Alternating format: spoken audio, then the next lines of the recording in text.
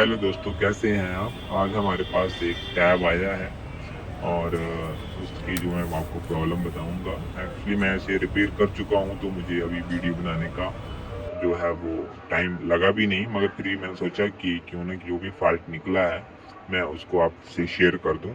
ठीक है, मेरे वीडियो को आप लाइक करें, कमेंट करें, शेयर करें और सब्सक्राइब करें। आपको बहुत सी अच्छी अच्छी जानकारी मैं इस यूट्यूब के माध्यम से देने की कोशिश करूंगा। तो ये जो टैब है इसमें ऐसा क्या था और ये किस वजह से ख़राब हुआ था और इसको मैंने कैसे रिपेयर किया, ये सारी बात मैं रखूंगा। और ये जो टैब है एक्चुअली 2 या 3 टेक्नीशियन के पास जा चुका है और वहां से ये फिर वापस आया है, मतलब रिपेयर नहीं होगा करके।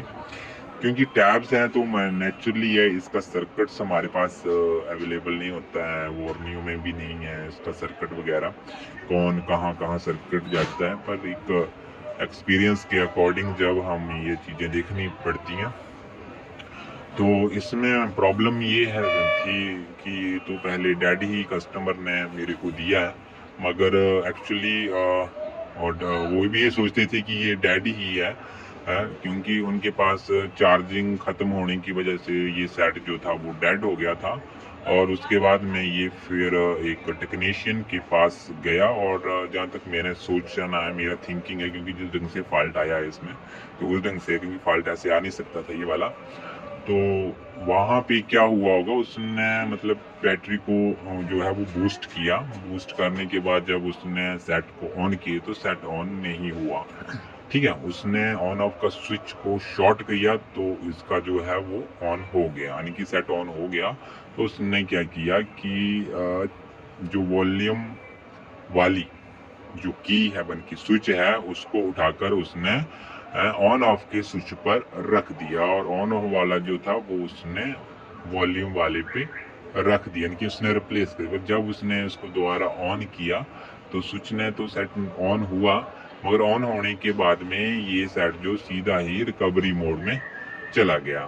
ठीक है, रिकवरी मोड आप सभी जानते ही हैं, रीसेट मारने के लिए जैसे सेट को तो रिकवरी मोड में चला जाता है सेट।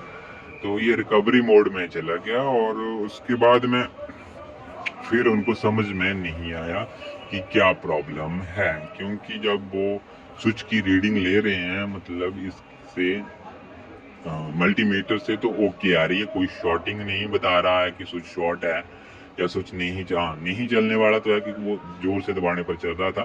तो ये वाली प्रॉब्लम तो थी उसमें। तो अब इसने ये हो गया कि सेट रिकवरी मोड में जा रहा था बार बार ही। ठीक है, तो अब उनके पास कुछ था नहीं और कीज का वो प्रॉब्लम आइडेंटिफाई होगी ही नहीं। ठीक है, क्योंकि इस ढंग से था ये। तो इसका मेन कारण ये है कि अमूमन क्या होता है कि एक प्लस और एक सर्किट पे जो है स्विच लगते हैं, मगर ये जो वॉल्यूम माइनस वाला था ये सर्किट टू सर्किट है।